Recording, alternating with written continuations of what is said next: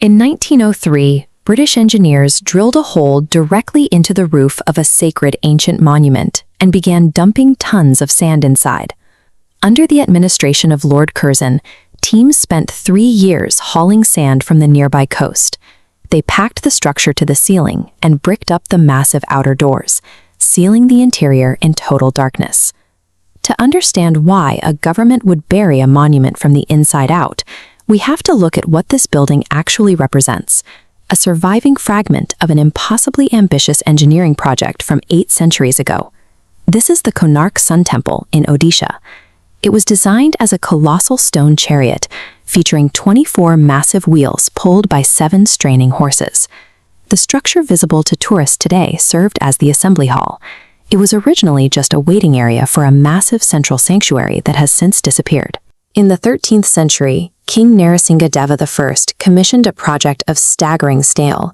His architects built a main tower, or vimana, that soared 227 feet into the air directly on the sandy coast. That towering stone peak is gone. Its absence explains the supernatural legends that haunt the site, and the massive volume of sand still trapped in the hall today. Constructing Konark required a massive mobilization of labor. 1,200 artisans spent 12 years carving stone blocks and hauling them up massive earthen ramps. This diagram isolates one of the chariot's 10-foot wheels. Beyond the art, the geometry functions as a highly accurate sundial, using 8 main internal spokes and smaller beads carved along the outer rim. When sunlight hits the center axle, it casts a shadow. The distance between each main spoke represents exactly 3 hours, while the rim beads act as minute markers. Tracking the shadow's path across these points lets an observer calculate time down to the minute. The architects encoded complex astronomy and mathematics directly into the stonework, creating a functional cosmic instrument. Inside that stonework, the builders utilized an advanced metallurgical technique.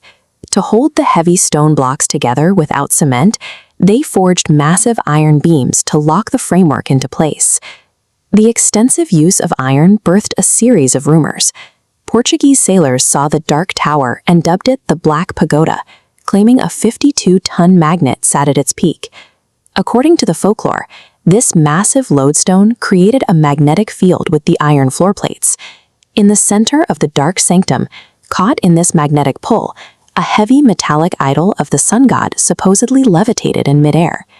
Sailors claimed the temple's magnetic pull was so intense it derailed their ship compasses and dragged their vessels into the rocky shoreline. While some blame stolen magnets for the temple's ruin, the collapse was a predictable outcome of structural physics. The true enemy of the Konark Sun Temple was the ground it stood on. As we see in this cross-section, millions of pounds of stone concentrated immense downward pressure onto a loose, sandy coastal foundation. Over centuries, salty sea air weakened the porous stones. Simultaneously, the sand beneath the foundation began to shift. The tower's center of gravity tilted, and the internal iron beams warped under the uneven load.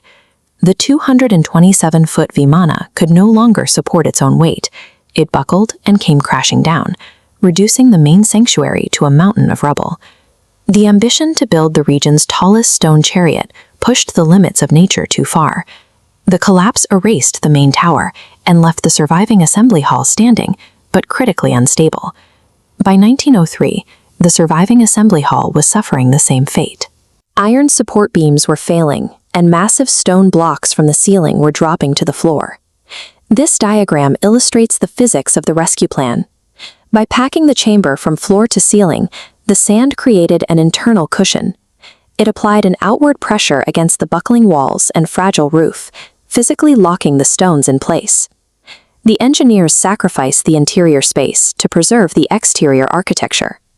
That compacted sand is the only structural force keeping this World Heritage Site from crumbling into the sand.